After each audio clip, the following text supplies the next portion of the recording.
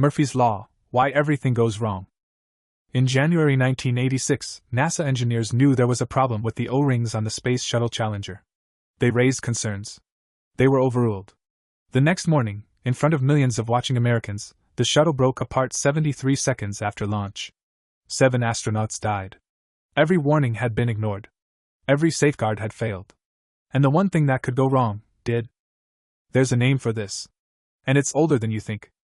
Murphy's Law states that anything that can go wrong, will go wrong. Most people treat it as a joke, something you say when your coffee spills on your shirt the morning of an important meeting.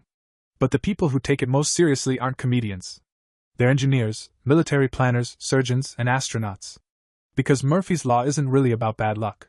It's about human nature, and the price we pay for ignoring it. The story begins in 1949 at Edwards Air Force Base in California. An aerospace engineer named Edward A. Murphy Jr. was working on a project to measure the effects of rapid deceleration on the human body, essentially, how much force a person could survive.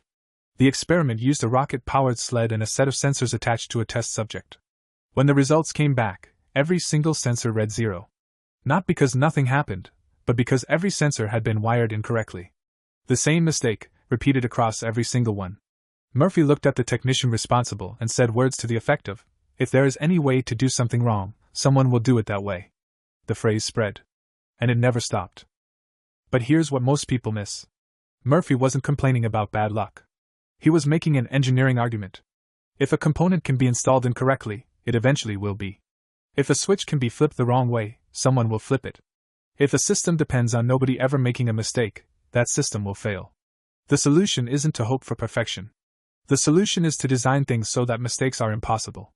Connectors that only fit one way. Checklists that must be completed before a plane can take off. Surgical sponge counts before and after an operation. All of it is Murphy's Law thinking in action. You can see it everywhere once you start looking. When NASA lost the Mars Climate Orbiter in 1999, it wasn't because of a complex technical failure. One team was using metric units. Another was using imperial. A simple, entirely preventable mismatch destroyed a $327 million spacecraft. When the Titanic sank, the ship had been designed around the assumption that certain things simply wouldn't happen. They happened.